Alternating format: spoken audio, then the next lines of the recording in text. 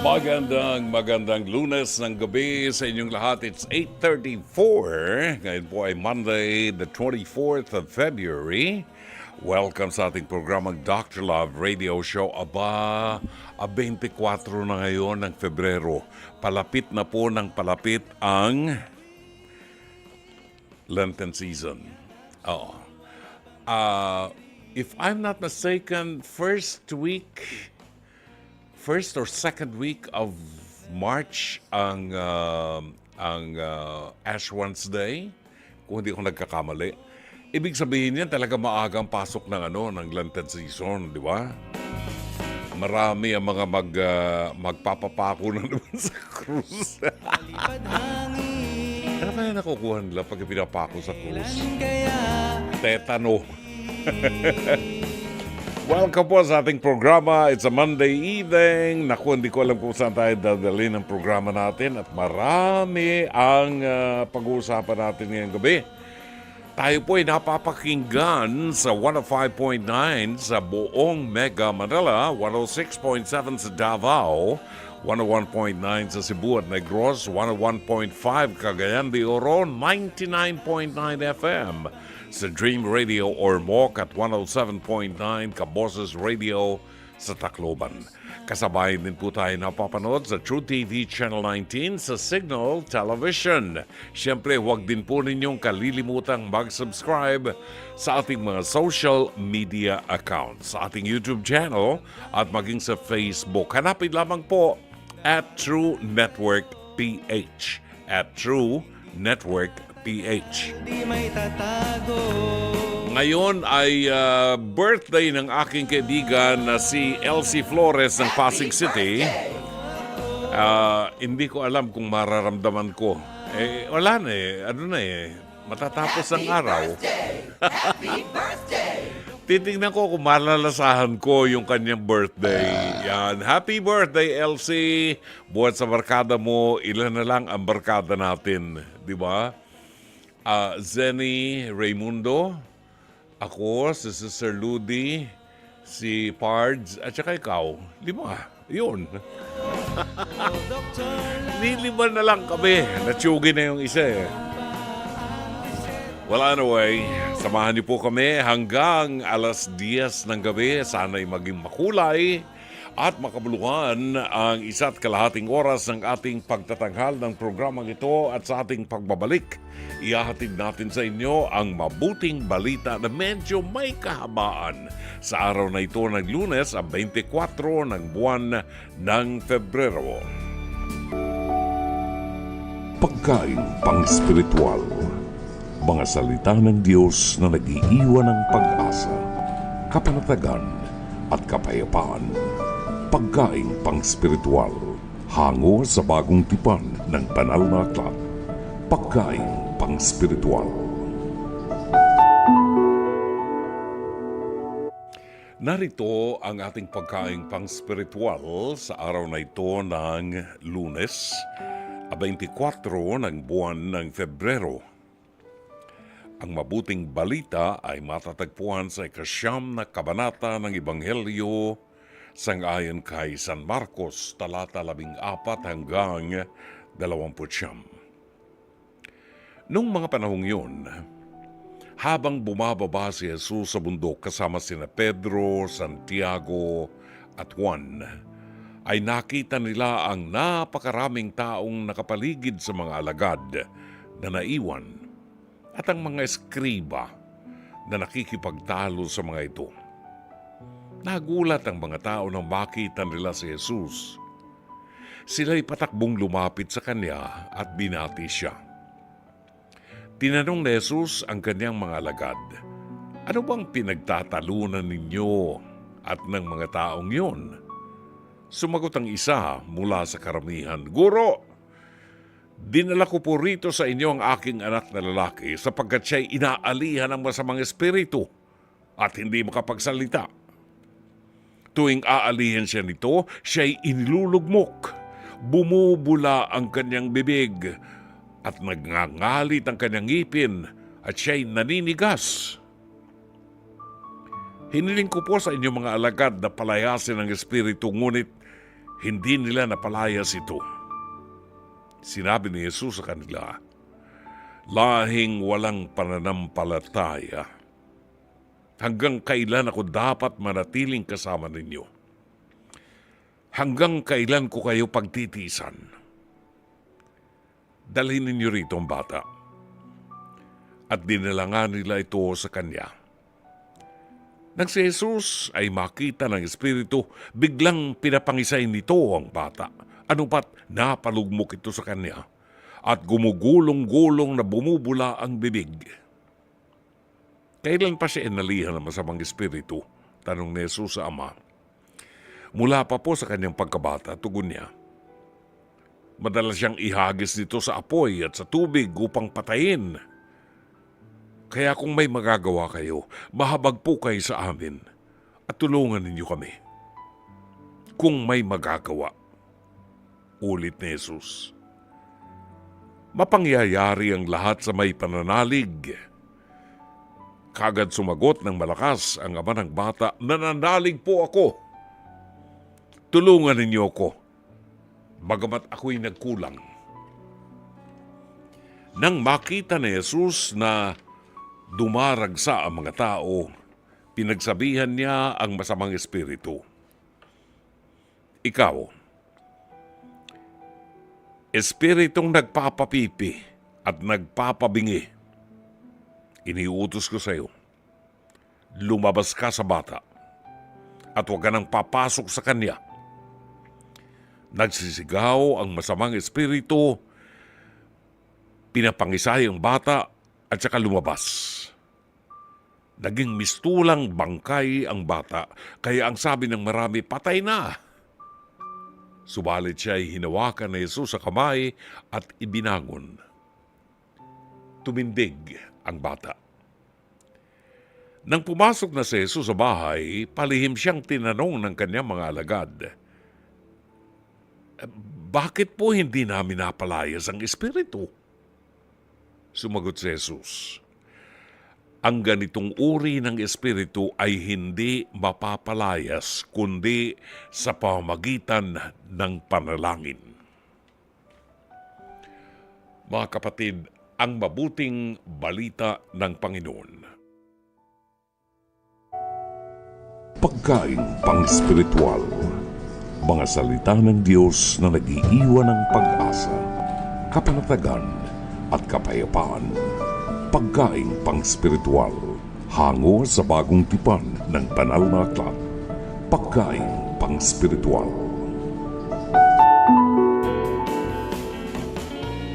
Alas 8:44 ng gabi sa unang bahagi po ng programang Dr. Love Radio Show. Ito si Brother June Banaag hanggang mamayang alas 10 ng gabi.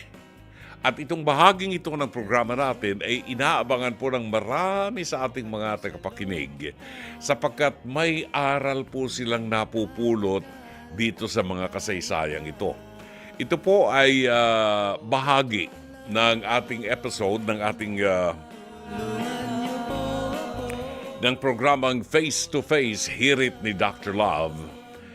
At ito po ay hinango sa programang Face to Face Harapan na sumasa inyo mula Lunes hanggang Biyernes, alas 4 hanggang alas 5 ng hapon sa TV5 sa panguna ng batikang broadcast journalist na si Corina Sanchez Rojas. Kasama rin po sa programa ang harapang tagapayo na sina Attorney Lorna Capunan at Dr. Camille Garcia. At siyempre ang inyong lingkod, Brother June Banaag, ang Dr. Love ng 105.9 True FM. Paalala lang po namin, kung nais po ninyo magkomento o magbigay ng opinyon o mensahe, maaari kayo magpadala ng mensahe sa Dr. Love Facebook Messenger o kaya ay mag-comment po sa ating live stream. Pwede rin po tumawag sa ating mga hotline sa 8689-3289 at 8689-3290. Ito yung ating bahagi ng programa na paboritong panoorin ng aking kumare, si Dr. Jessica D. ng Ideal Vision Center at ang kanyang esposo, si Paring Kenneth. inaabangan nila dahil hindi sila makapaniwala na meron palang mga ganitong problema na tinatalakay tayo sa face-to-face. Ngayong gabi, panoorin po natin ang ating episode na pinamagatang Hello, Goodbye, My Postizo. Panoorin po natin. Ayan, apektado raw ang kanyang mga raket sa pagkawala ng kanyang pustiso. Ano kaya ang connection nun? Baka yung ano niya, yung racket niya, ma'am, yung nagmamagic siya ng pustiso. Ganon? Baka model po siya ng toothpaste. Model ng toothpaste ang nagagalit dahil siya ngayon ay isa ng bungal. Dodong, humarap ka na!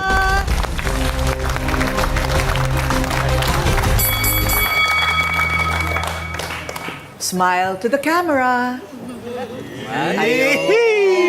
Maganda naman pala si Dodong eh. So, Dodong, I guess, alam na namin ang problema mo. Nawalan ka ng pustiso, pero nakakapagsalita ka naman. Apo.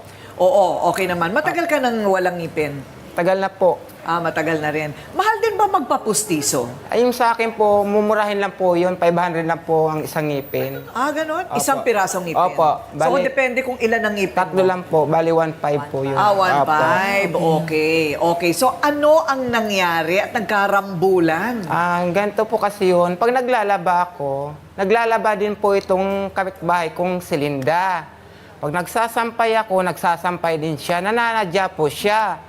Ngayon, nahuli ko po siya na ang sinampay ko, pinaghahagis niya sa baba. Yung iba napunta sa kanal. Kaya doon po ako napikon, nagpang-abot po kami. Sinambunutan ko siya, sinapok ko siya sa balikat. Tapos sinampal niya ako, tinulak niya ako, kaya tumalsik yung pustiso ko. Yun.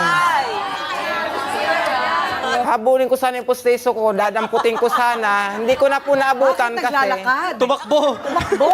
Kasi po, natumba po ako eh. Hindi ko na po na yung pustiso ko, naagapan ko po sana. Ano nangyari sa kanya? Nung nakita ko po yung pustiso ko, inapakan niya na lang po at dinurog, sinipa, papunta sa kanal. Pero paano naapektuhan ng kabuhayan mo? Nahiya na po akong humarap sa mga tao, sa mga doon sa trabaho. Ano ba Kasi ang trabaho catering mo? po kasi yun. Catering. Nahihiya na po akong humarap sa mga guests kasi nag-assist nga po ako dahil singaw na po yung pananalita ko eh. Nahiya na po ako. Isa lang ba ang sampayan? Isa sa lang lugar po niyo? doon kasi nakikisampay lang po kami pareha sa kapitbahay namin.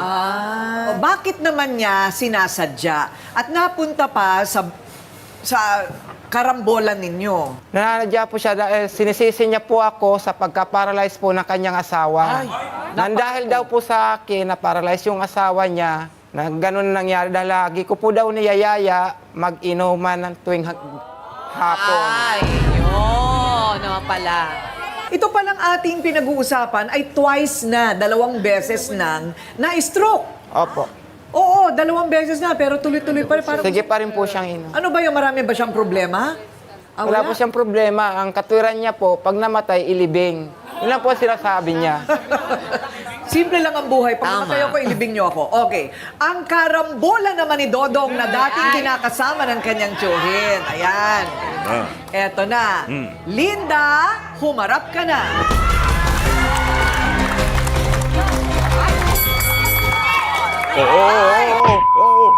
Wag. Tama na yan. Sandali lang. Tama na yan. Anong nangyari, Linda? Bakit galit na galit ka? Kasi ma'am, tuwing maglalaba po ako, lagi siya nakikisawsaw. Oh, sabi niya, ikaw daw yung ganon. Hindi ma'am lagi siya nauuna. Nagpaalam kasi ako, bago ako naglalaba, nagpapaalam ako sa may-ari ng sampayan. Kaya alam ko na ako lang magsasampay, walang iba. Oh. So, hindi kasya yung sampay niya at sampay mo sa iisang sampayan? Hindi po, kasi isa lang po yung sampayan namin. Merong mas malalim na pinaguhugutan. Meron po, ma'am. Yung parang ganyanan ninyo. Hindi lang sampayan. Pakita nga ng sampayan, Ryle. Ayun, sa ating mesa ng ebidensya. Ito po ang itsura ng sampayan nila. Parang marami namang may kordon ba yan ng kuryente? O isa lang talaga ito? Wire lang po po yung talaga, iba, ma'am. ma'am. Kuryente na yung iba. Okay, so isa lang talaga. Tapos magpapaalam kayo doon sa may-ari. Buti naman pinapahiram niya. Hindi, may time po siya na nakasampay siya pag-araw ng Sabado sa kanya. Parang naghahati-hati din kayo sa Opo. araw. dapat siguro may schedule din kayo. Webis din po talaga schedule ko sa paglalaba kasi minsan yung mga anak ko wala nang uniforme, doon ako naglalaba. O ikaw naman, Ako po, ma'am, 2 araw po ako naglalaba. Friday at saka Webes po talaga ako naglalaba, ma'am. okay, ano na ngayon ang mas malalim na problema? Kasi ma'am, ang problema, pag nayayayan niya yung asawa ko, hindi niya alam yung provision ng ginagawa ng tsuhin niya. Nandun yung minsan na, may trabaho siya pero kami hindi kumakain. Sinong may trabaho? Siya. Yung asawa mo? Kasal Nung hindi kayo? pa siya na-stroke po, hindi po. Hindi kayo kasal? May anak? Meron po Ilan? 6. Teka muna, nanay, ba't ka naiiyak? Wala Hindi na. kasal 6. 6 ang anak mo. Ilan taon ang pinakabata? Bali, 6 years old po. 6 years old. May 4-piece ka. Meron po. Nag-aaral sila? Opo, lahat. O, okay naman. May trabaho ka ba? Sa ngayon po ma'am, na-stop ako kasi nalisan ko yung pinasukan ko Bilang bilang kasambahay. kasambahay. Okay, marami nangangailangan ng kasambahay. Oo. Dati kasi ako sa factory worker, nagsara yung factory namin, kaya namasukan muna ako pansamantala. Okay. So kung ikaw ba'y mamamasukan bilang kasambahay, may mag-aalaga ng mga anak mo? Meron naman po. O yun naman pala, ang daming, alam mo ba sa matinong tao ha, ang daming nangangailangan ng matinong kasambahay. Yung Totoo po. mapagkakatiwalaan, may malasakit, masipag. So, okay. So baka matulungan ka namin makahanap ng trabaho. Pero yung asawa mo, parang hindi yata mapigilang uminom. Kasi yung sir, ay ma'am yung tao na yun, lasinggero talaga. Tuwing Sabado, hindi mo na siya uwi ng bahay para magbigay ng pambili ng pagkain namin. Nauuna yung barkada, mas nauna pa yung pamangkin niya, naunahin sila. Ano ang trabaho? Construction din po. Construction. Pastor, ano ba yung espiritu ng alkohol? Hindi ba maraming klaseng espiritu? Yung espiritu ng alkohol, bakit ang daming nasasaniban? Well, alam niyo po, sinabi sa Biblia, do not get drunk on wine.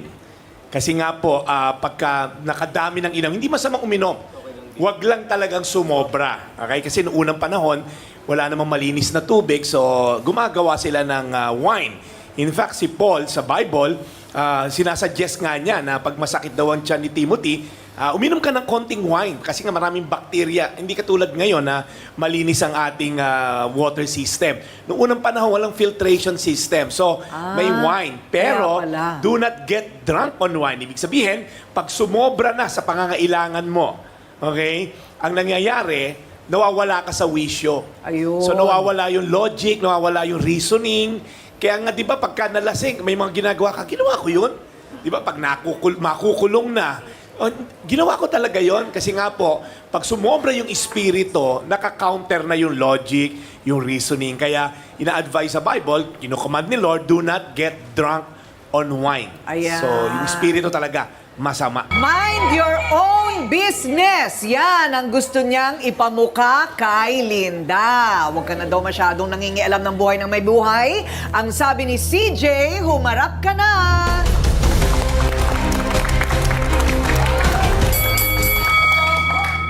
Totoo yun, Ate Linda. Napaka-ano mo, sismosa Kahit mo. kailan, di ba? Nakita ko naman kayo talaga, di ba? Hindi ako chismosa, nagsasabi lang ako ng totoo. Napaka-sismosa mo. Pinagkamulan mo kami magjowa ni Dodong eh. Bakit? Di ba? Dapat, sa loob. Nakikunood lang Ano ako pala kasama ginawa niyo pamangkin doon? niya. Nakikunood lang ako Ano pala kasama ginawa niyo pamangkin doon? niya. Wala doon Tapos pamangkin niyaya niya. niya ako mag-inom. Tapos nagkumakain din ako sa kanila. Ano, inuman sa Nalaman ko mga kinabukasan, na yung pangalan ko, sumikat na sa amin. Madalas ba kayo mag-inuman nila, Dodong? Opo, madalas nandun po. Oo, madalas. Naku, sigurado ayaw ng nanay at tatay mo niyan. Opo. Oo, mahirap na yun. Paano malasing itong si CJ? Malambing po. Ganda sa buhay yan. Pero wala naman yung kami ginagawa. Di ba kaya nga kayo nag-chismis kasi ganun kayo? Binibigyan mo lang kasi ng Malaysia yung ano namin, Kasi kayo lambingan lang namin. pinagtitignan ng tao. Wala kaming ginagawang masama. O bakit mo naman chinichismis sa silang dalawa na? Kasi ma'am, pumapasok sila sa loob, wala naman silang kasamang dalawa. Sabi ko, bakit hindi ka sumama? Kasama pamangkin niya. Paano sila Pamangkin niya mag-chismis? kasama. Wala pa mangkin niya doon, di ba? Andun nga rin mama niya eh. Eto na, kung may kakampi si Dodong, may kakampi din si Linda. Eto na, siya raw ang tunay na nakakaalam ng paghihirap ni Linda sa dati nitong kinakasama. Kaya ayan ang nangyayari sa kanya. Ana, humarap ka na!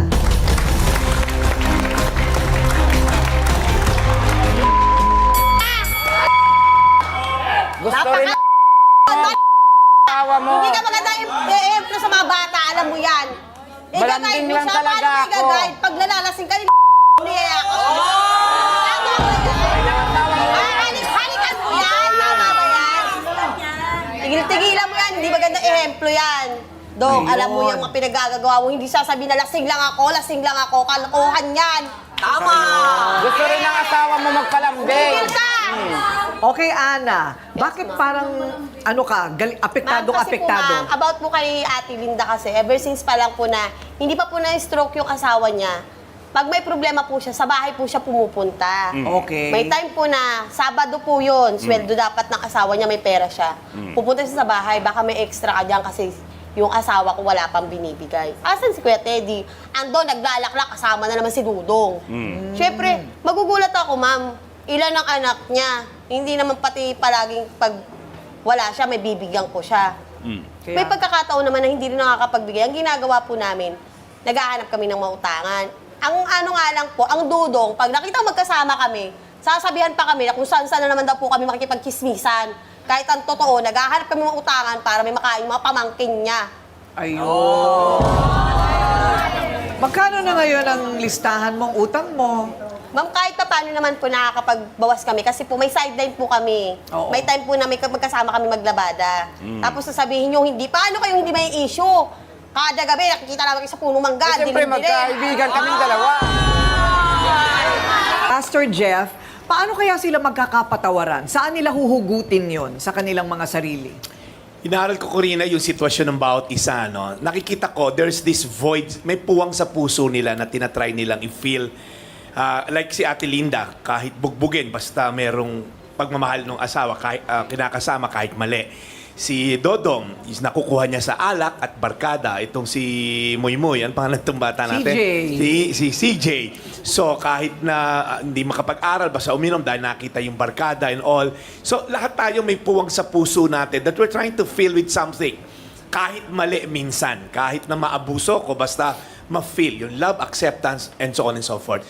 Pero hindi nyo makikita kasi sa tao yon. Sabi ni Blaise Pascal, isang sikat na scientist, there's this void in our hearts that cannot be filled by anything except God alone. Si Kristo ang solusyon sa lahat ng puwang sa puso natin. And to answer your question, Ate Corinne, yung forgiveness, mahirap siya dahil it's a decision more than emotion. Kung hintay mong ma-feel mo magpatawad, hindi mangyari yon. You just have to decide, papatawarin kita, and then siguro yung emosyon susunod, maybe hindi. Pero ang pinakamahalaga sa forgiveness kasi, maintindihan mo na pinatawad ako ni Kristo.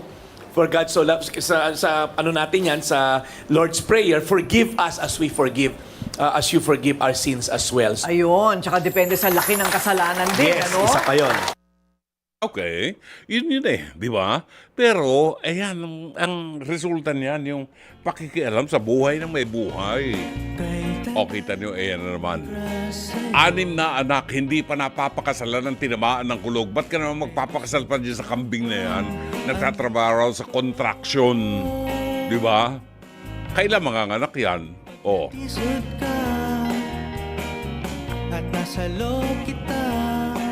Kailan mga anak? May contraction palagi may contraction. Di ba? Binuntis yung kinakasama ng 6 na beses pagkatapos kung kailan lang niya gustong umuwi, meron siyang perang panggasto sa inuman. Pero doon sa mga anak, wala siyang pambili ng ulam, ang kambing na yan. Hiwalayan mo yung kunehong yan. Bakit ka magtitiis dyan? Sampahan mo ng kaso pag hindi nagsustento sa'yo. Ay, nako.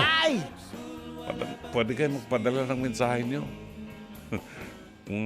Nagagalit na katulad ko, nag-iinit ang ulo sa mga napapanood yung ganyan. Pwede niyo padala ang inyong mensahe sa Dr. Love Facebook Messenger o kaya ay mag-comment po sa ating live stream at bibigyan daan po natin yan sa ating programa.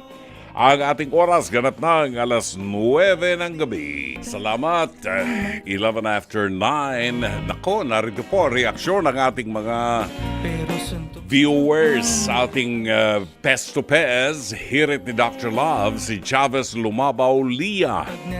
Ang sabi niya, may mga lalaki talagang mas inuuna pa ang mga bisyo kaysa sa pamilya. Ang sarap sakalin. Nako, okay na. nang okay na po, nang walang asawa, walang konsumisyon, magtrabaho para sa anak at wala pang konsumisyon. Aanhin ang lalaki kung bubuntisin ka lang. Tapos puro bisyo pa. Sarap sakalin pag ganyan. Ewan ko naman. Kasi may mga babae naman, bakit pinaabot pa nila na magkaanak ng 6? Hindi naman pinapakasalan. Bakit sila pumapayag na mabuntis ng 6 na beses? Eh hindi naman sila tunay na asawa. Asa-asawahan lang sila. Bakit? Hindi rin sila makatanggi sa kalabit ni mister? Eh kung ang mister mo ay ganyan, nagtatrabaho sa construction, di ba? Bago malinis ang katawan niyan sa gabi, bago makapaligo, wala ka ng gana. Eh hindi, naka-6 pa eh. Sas Ginoo. Sabi ni Roel Malvar, Crisostomo, good evening, Brother June. Magaling na po si wifey ko kasi nagsesermo na siya sa mga anak namin tuwing umaga.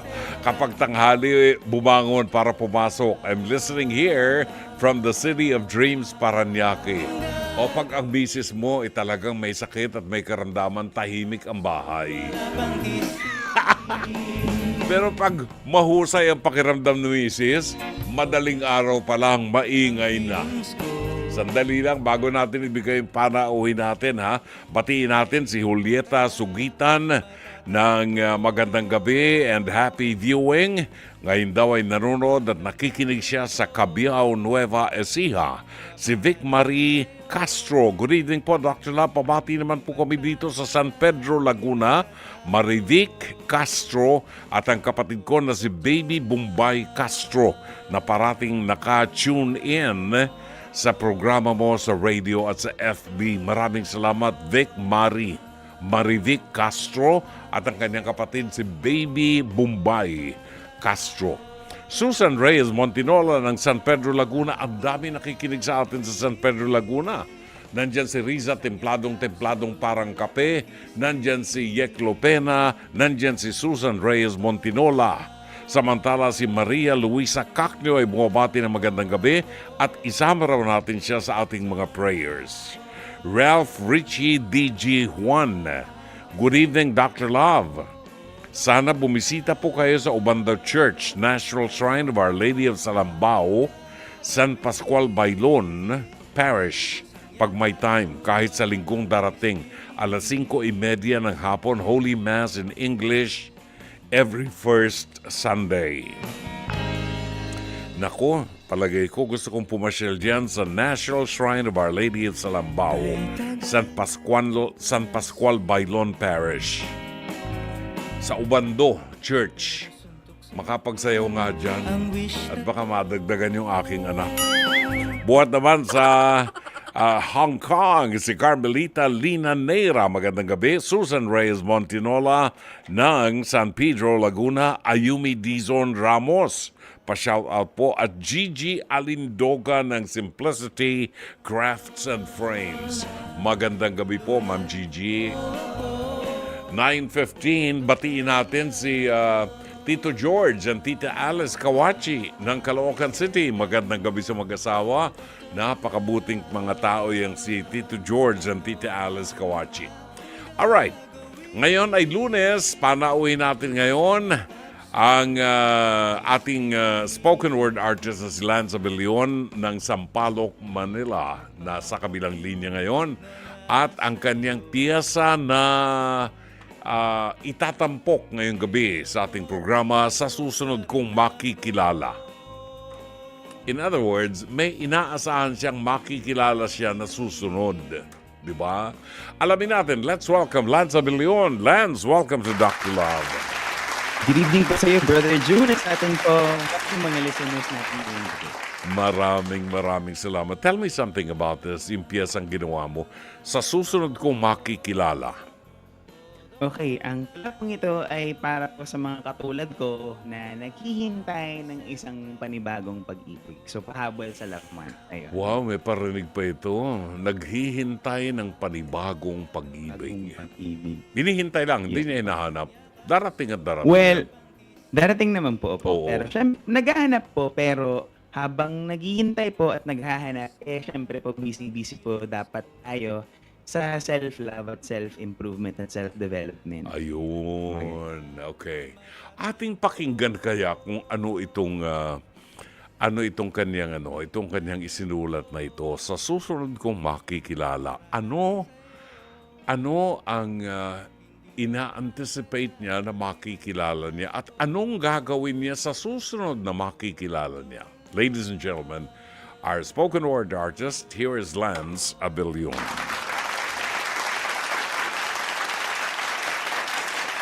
Sa susunod kong makikilala.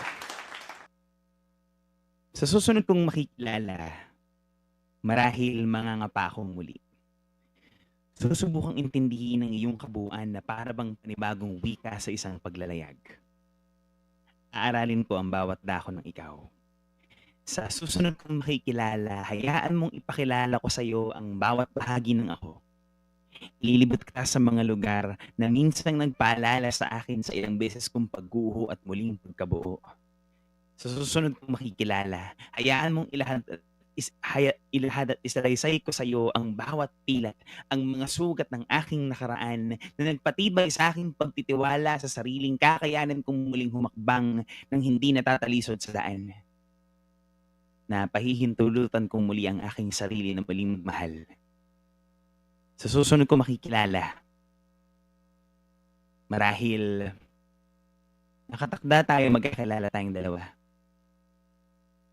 Darating ang panahon, ang araw, magtatama ang ating mga mata, magkahawak ang ating mga kamay. Sa susunod ko makikilala, gaano ka pa man kalayo o kalapit, huwag kang mag-alala. Nandito lang ako. Maghihintay lamang sa pagdating mo. Magandang gabi po sa inyong lahat. Wow! Sa susunod kong makikilala, aalamin ko ang kanyang pangalan para hindi ko na malimutan. Wow, brother Jun, in fairness po nag-rhyme ha. Oo. Meron doon. Oo, Mars. Oo, meron. Diba? Di ba? Yun. Oo. Opo, tama po, di ba? tama po. Kagaya ko, malilimutin ako eh. Pagka nakilala ko ngayon, baka mamaya malimutan ko ng pangalan niya. Kailangan maisulat Opo. na kaagad, di ba? Alright. Opo, syempre po. Oo. Talaga. Sinong babatiin ni Lance Abilion ngayong gabi? Yes po, syempre po.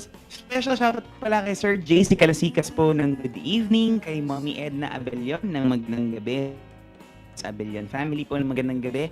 Sa mga kapatid ko po sa Live Philippines ng magandang gabi. At syempre po kay Aling Lourdes po ng San Fernando de la Union. Magandang gabi po sa iyo. I love you, honey. Ayun. Ayun, I love you too, Aling Lourdes. I love you too. Wow! Ayun, so- Sinabi na niya, ha? Sinabi na niya. I love you too, Aling Lourdes. I love you po to as a fan. I love you, honey. Mwah. Mua-mua. So, uli po maraming salamat po, Brother June, at sa bumubuo po ng 105.9 QFM. Magandang gabi po sa inyo. Thank you. Lance Abilion, buhat sa Sampaloc, Manila, ang ating spoken word artist. Thank you, Lance. 9:20 is our time. Batiin daw natin, Banahaw. Good evening po. Pampanga po. At taga Pampanga? Saan bang Mount Banahaw? Hindi ba yan yung nasa yan yung nasa libro na hindi yata inaprubahan ng budget, Mount Anahaw yata yung nakalagay doon.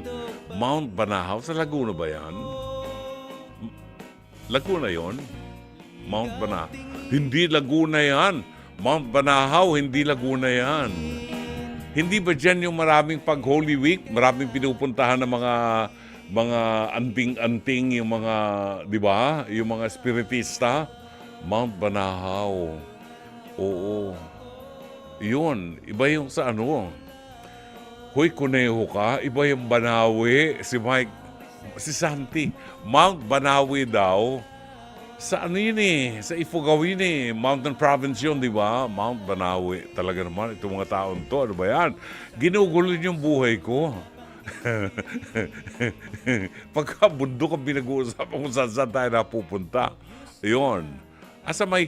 Ang Banahaw ay sa may boundary ng Quezon at ng Laguna. Ganun. Siya, okay. Avalon Mites, magandang gabi.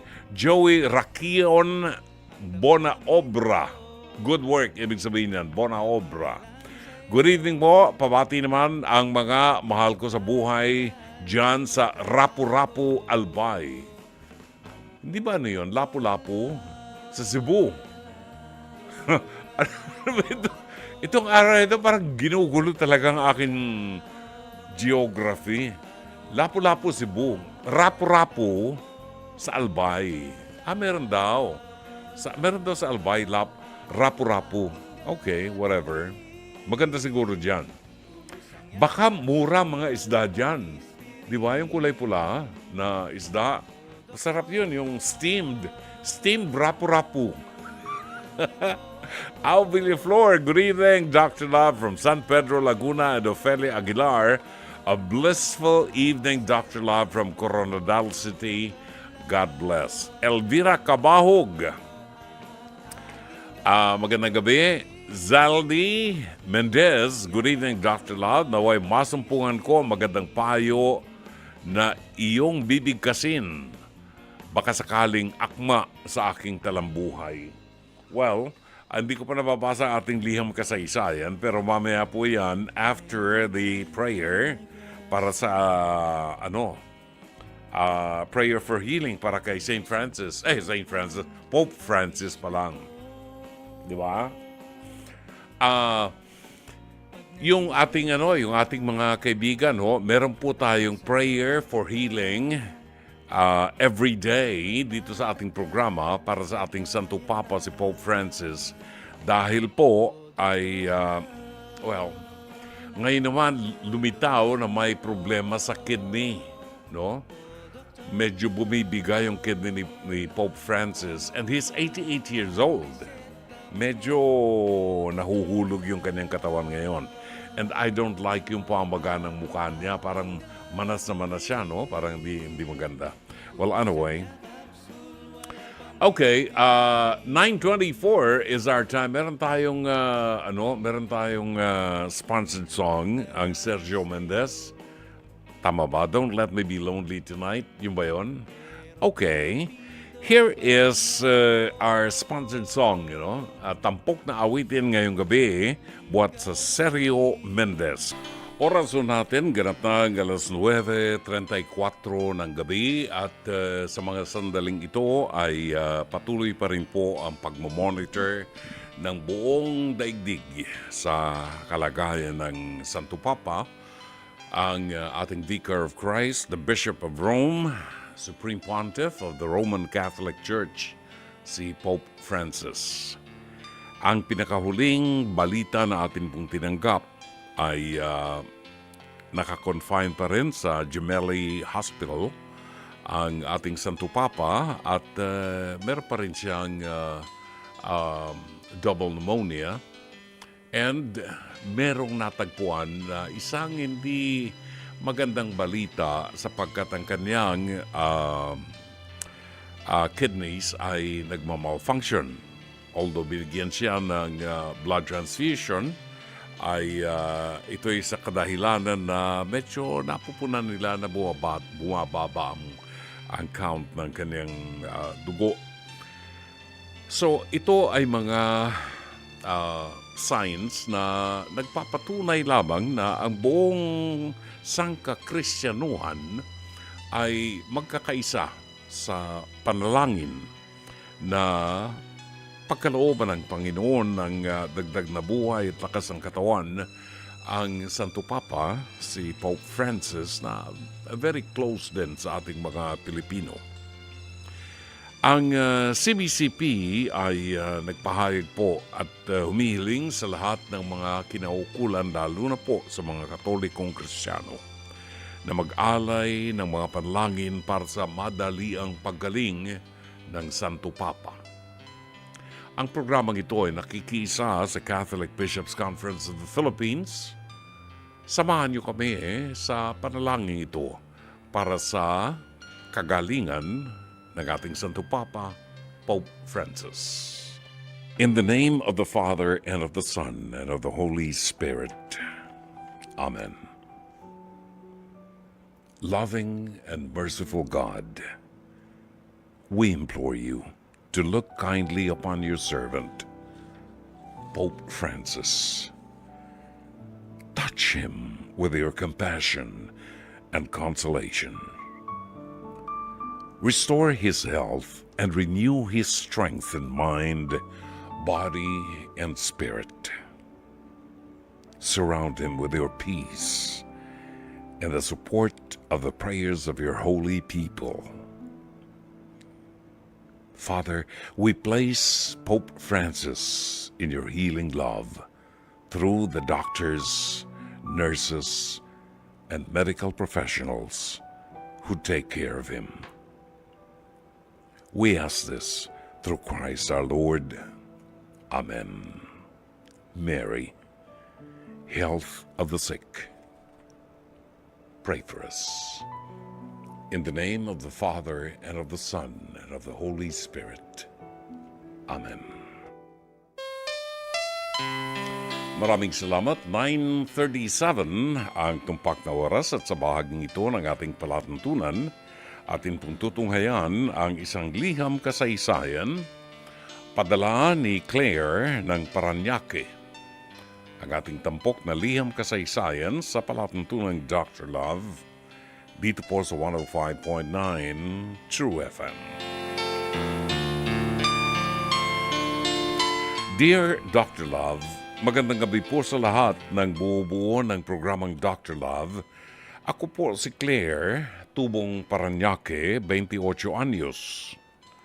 Dr. Love, ako po ay isang single mom. Noong 22 years old po kasi ako, nagkamali ako at naging mapusok. Ganun pa man, pinanindigan ko at hindi dinamay ang batang nabuo. Kaya naman heto, napakasaya ko kasama ang aking baby boy. Laging sinasabi ng aking mga magulang na kaya raw lalaki ang una kong anak dahil ayon daw po sa Biblia, ito raw ay paraan ng Panginoon para maranasan kong mahalin ng tunay ng isang lalaki, which is yung anak ko, dahil wala na raw pong magmamahal sa aking lalaki. Sa tuwing sinasabi nila sa akin yun, hindi ko malaman kung malulungkot ako o matutuwa. Nalulungkot dahil siyempre, nagkamali man ako noon, nangangarap pa rin ako magkaroon ng pamilya at umaasang may tatayong ama para sa aking anak. Para maranasan na naman niya na magkaroon ng kumpletong pamilya. Masaya naman dahil kung tutuman, at least binigyan ako ng Panginoon ng baby boy na mamahalin ako forever. Ngayon, Dr. Love, sa kabila ng laging pang-aalas ka sa akin ng aking ama at ina, sobrang thankful pa rin ako at nagpapasalamat ako dahil kahit pa naging dalagang ina ko, tanggap pa rin nila ako at love na love nila ang baby boy ko. Kahit hindi na ito baby, bine-baby pa rin namin. Kaya nga lang, Dr. Love, totoo atang hindi mo makukuha ang lahat. Kasi po ba, sa kabila ng pagtanggap sa akin ng mga magulang ko at pagtanggap nila ng maluwag sa anak ko, ayaw na nila ako magkaroon pa ng asawa. Hindi ko po siniseryoso noon kapag binabanggit nila ito. Buong akala ko kasi na trauma sila sa nangyari sa akin na nabuntis at iniwan. Pero alam mo, Dr. Love, seryoso po pala sila rito. Nito po kasing taon, mayroong lalaking masugid na nanliligaw sa akin samantalang talagang napakamasugid niya, Dr. Love. At ang number one na kinababaliwan ko sa kanya, love na love niya rin po ang baby boy ko. Todo asikaso, todo alaga, kung paano siya sa akin, ganun din po siya sa baby boy ko. At nung 6 na buwan na siyang nanliligaw, tinatawag niya na nga po ang anak ko na anak at tinatawag naman siya ng anak ko na papa. Sinasabihan ko siya na huwag kasi baka masaktan lang ang anak ko kapag nawala siya. Pero ang giit niya sa akin, hindi raw po siya mawawala at paninindigan niya ako. Alam mo, Dr. Love, grabe yan sa'yo ko. Lalo kapag nakikitang masaya ang anak ko. Napaka-genuine po ng lalaking nanliligaw sa akin. Promise. Gayunpaman, nakuha niya man ang puso naming mag-ina, ang puso ng mga magulang ko, hindi niya po masungkit hanggang ngayon. Hindi siya pinapansin at madalas pa nga ay sinusungitan siya. Nito lamang buwan, nagpaalam na ako kay mama at papa at sinabi ko na bala ko nang sagutin ang manliligaw ko. Pinaliwanag ko sa kanila kung bakit, pero Dr. Love, ang sinagot lang po sa akin ng magulang ko ay bulalas na salitang walang utang na loob. Wala raw po akong utang na loob. Matapos daw nila akong tanggapin at tulungan ng mabuntis ako, may gana pa raw akong hindi sundin ang utos nila. Isa pa, Dr. Love, isinusumbat din nila na hindi nila ako pinalayas noon, na dapat naman daw talagang matagal na akong pinalayas. Hindi ko po maintindihan, Dr. Love. Siguro nga po ay nasaktan sila sa nangyari noon, pero tingin ko naman po ay hindi tama na pagbawalan akong sumaya at makaranas ng buong pamilya. Buhat ng mga anak ako, nagtrabaho na ako at ako rin naging breadwinner sa amin dahil bago pa man ako mabuntis, mahirap naman na talaga ang buhay namin. Kaya ang pambawi ko na lamang kina mama at papa noon, dahil hindi nga po ako napagtapos, ay tulungan sila sa buhay. Hindi naman po ako nagkulang kahit noon na hindi pa po sila senior. Lalo na po ngayong senior na sila. Kahit may anak ako, masasabi kong todo alaga ako sa kanila. Pero bakit po ganon, Dr. Love? Sinabi ko na rin po ito sa manliligaw ko. Ang sabi niya lamang po sa akin, suyuin ko pa sila mama at papa. Huwag ko raw sabayan ang galit nila. Pero nahihiya ako sa manliligaw ko at masyado ng matagal. Paano ko po ba mapapapayag si mama at si papa? Maraming salamat. Gumagalang, Claire. Ang tinig ni Willie Nelson at Julio Iglesias, ang awiting To All the Girls I've Loved Before. Alay natin yan sa mga babaeng minsan ay minahal ko. Wala akong pinaglaruan. Minsan ay minahal ko ang mga babaeng yan. 30 babae. Sana all. O hindi sabay-sabay yun, ha? Hindi sabay-sabay yun, ha? One at a time. Yung iba, natatandaan ko pa mga pangalan, pero wag na nating banggitin ang pangalan at alam naman nila kung sino sila. Di ba?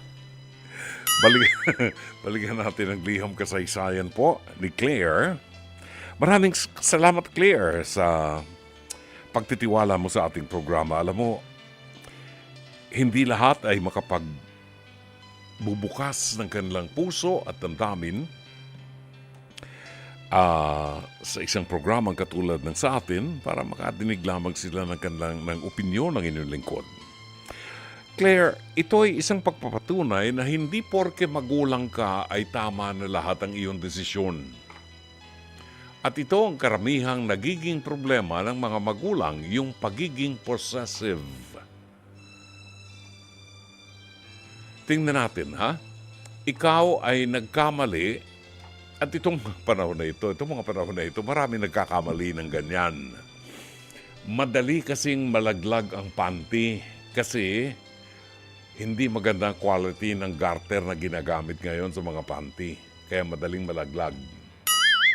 At pag nalaglag ang panty, sinasamantala ng mga boyfriends, kaya nagbubuntis. So, ngayon, ikaw ay 28 anyos na at ang naging kapalaran mo ay iniwanan ka nung nakabuntis sa'yo. Congratulations dahil ipinagpatuloy mo ang pagbubuntis at ngayon na meron kang baby boy na nagmamahal sa iyo. Ito ay bunga ng iyong pag-ibig, bagamat hindi naging tagumpay ang inyong relasyon, ay nagbunga.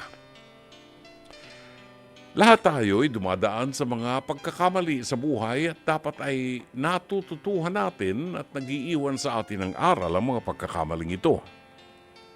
Sa iyong mga magulang, siguro ay dumating yung insecurities, yung takot, no, ng mga magulang mo, yung fear na baka mangyari muli sa iyo.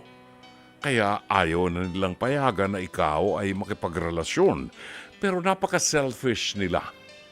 Kasi you're only 28 years old at pwede mo pang iligtas ang buhay mo at makaranas ka ng ligaya na karapat-dapat lamang para sa iyo. Maaari kang magmahal katulad ng pagmamahal ng mga magulang mo nung sila'y mga bata pa at nagmahalan sila. Ikaw man, bagamat nagkamali, hindi naman dapat na isisi na palagi sa iyo ng magulang mo yan. Ang hindi ko lamang nagustuhan doon sa pakikitungo ng mga magulang mo ay yung pagsusungit nila dito sa lumiligaw sa iyo. Bukod doon, ay tila baga nanunumbat ang iyong mga magulang doon sa itinulong nila sa iyo. Sino pa ba ang dapat na tumulong sa iyo kundi ang magulang mo? Sino pa ba ang dapat na sumuporta sa iyo sa mga sandali na ikaw ay down and out kung hindi ang magulang mo? Kaya hindi nila pwedeng sabihin na pasalamat ka nga, hindi ka namin pinalayas. Anong klase ka naman magulang kung yung anak mo na nagkamali, palalayasin mo pa, saan mo patutulugin sa kalsada? Nagdadalang tao. See? Mali yung mga ganyang desisyon. Ang sa akin ay ganito.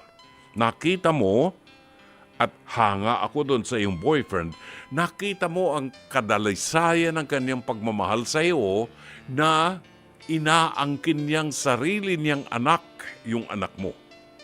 At tinatanggap ka niya sa puso niya, bagamat ikaw ay nagkamali at nagkasala nung araw, nililimot niya yon at dahilan sa pag-ibig niya, binibigyan ka niya ng pagkakataon na makabuo ng isang pamilya kasama siya.